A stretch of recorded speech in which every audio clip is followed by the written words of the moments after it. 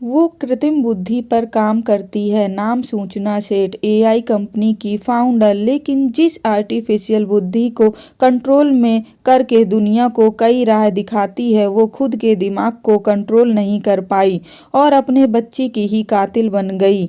पति पत्नी, तलाक, जिंदगी और मौत का पता ही नहीं था। वो मासूम जिसे सिर्फ ये पता था कि प्यार तो शायद वो होता है जो माँ बाप मुझसे करते हैं, लेकिन वही प्यार कब खून का प्यासा हो जाए, शायद उसके दिमाग में ये सब कुछ नहीं था।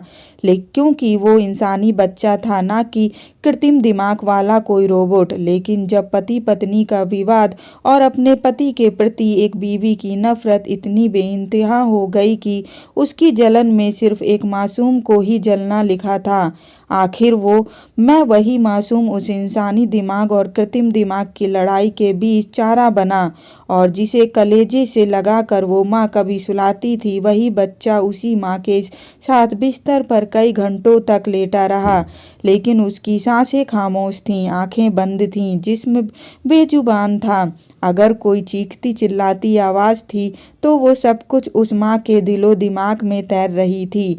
वही माँ अपने मरे बच्चे के साथ हमेशा के लिए अपने साथ रखने को तैयार थी, ताकि उसे अपने पति से न मिलवाना पड़े।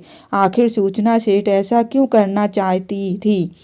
आइए जानते हैं माँ बेटे के कत्ल के पीछे की पूरी कहानी। बेंगलुरु की एक फैमिली कोर्ट के आदेश के बावजूद आखिरी 5 संडे को सूचना ने अपने बेटे को उसके पति से नहीं मिलवाया। आखिरी बार बाप बेटे की मुलाकात 10 दिसंबर को बेंगलुरु में हुई थी। इसके बाद जब भी संडे को वेंकटरमन अपने बेटे से मिलने जाता, सूचना मिलने नहीं देती। 5 संडे के बाद एहसास हुआ सूचना को कि ऐसी हुक्म को वह नज़रअंदाज नहीं कर सकती, नहीं तो उसका केस ढीला हो जाएगा। तलाक के साथ साथ सूचना और वेंकटरमन दोनों ने ही बच्चे की कस्टडी की भी अदालत में अर्जी लगा रखी थी।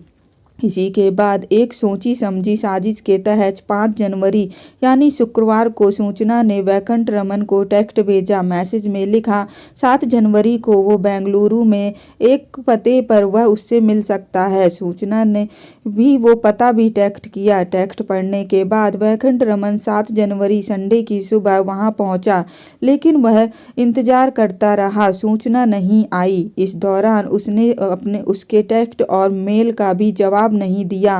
वेंकटरमन ने वापस घर पहुंचकर भी सूचना को टेक्स्ट और मेल किया। दरअसल दोनों के बीच सारी बातचीत इसी तरह होती थी, क्योंकि मामला कोर्ट में था और टेक्स्ट और ईमेल आगे चलकर सबूत बन सकते। लेकिन सूचना का फिर भी कोई जवाब नहीं आया। इत्तेफाक से 7 जनवरी यानी संडे की शाम को ही वेंकटरमन को काम से सिलसिले में इंडोनेशिया जाना था। फ्लाइट का टिकट पहले से बुक था।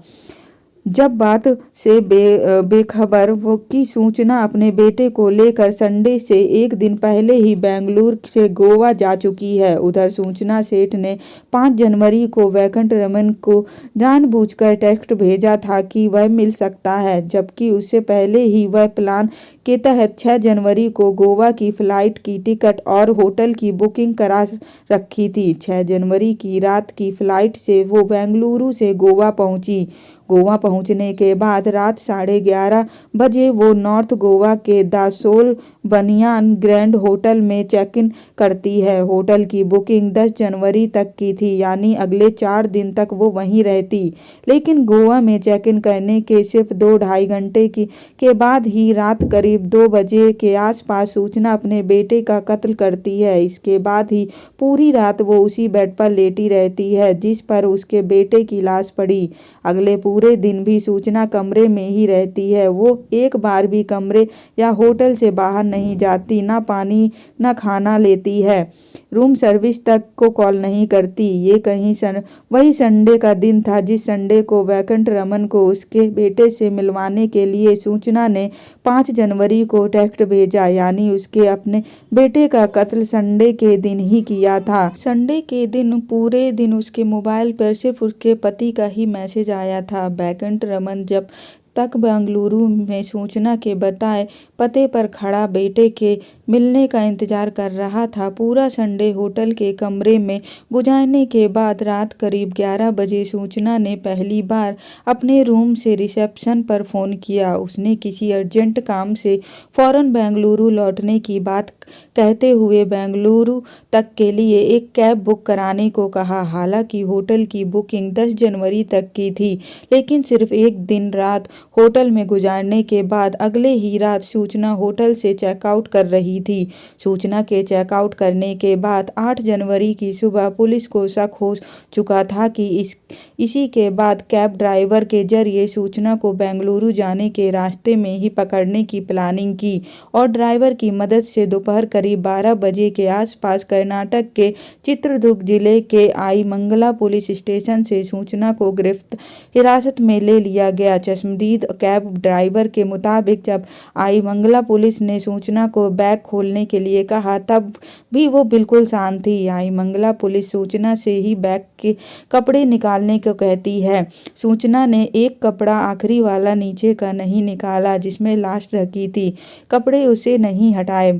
मजबूरन पुलिस को वो कपड़े हटाने पड़े। लाश देखकर पुलिस ने पहला सवाल पूछा कि यही पूछा कि कौन है। जवाब में सूचना ने कहा, मेरा बेटा। चेहरे पर तब भी उसके कोई सिकन नहीं थी। गोवा पुलिस के मुताबिक शुरुआत से ही पूछताछ में सूचना इस बात से इनकार कर रही थी कि उसने अपने बेटे का कत्ल किया।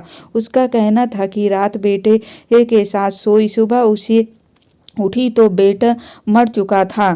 वेंकटरमन की कलकुट पुलिस स्टेशन से पुलिस की मौजूदगी में आमने सामने मुलाकात कराई गई। 15 मिनट की इस मुलाकात के दौरान वेंकटरमन ने सूचना से पहला सवाल यही पूछा कि तुमने हमारे बेटों को क्यों मारा। तब भी सूचना का जवाब यही था कि उसने ऐसा नहीं किया। सूचना ने वेंकटरमन को भी वही जवाब दिया जो कि वह पुलिस को कहती आ रही थी। 15 मिनट की इस मुलाकात के दौरान भी सूचना वेंकटरमन से झगड़ती रही। उसने कहा कि इस सब के लिए तुम जिम्मेदार हो, लेकिन गोवा पुलिस जब भी उससे बेटे की तलाश को बैग में रखने और बेंगलुरु ले जाने की वजह पूछती तो वो सिर्फ एक ही जवाब देती, मेरा बेटा मेरे साथ ही रहेगा। सूचना के इसी जवाब के पिछले 6 दिनों से गोवा पुलिस को परेशान कर रखा है। गोवा पुलिस के सूत्र इस बात से इनकार नहीं कर रहे थे कि सूचना अपने बेटे की लाश को बेंगलुरु ले जा कर अपने घर में ही अपने साथ रखती, पर गोवा पुलिस रिकॉर्ड पर ऐसा कुछ नहीं कहना चाहती।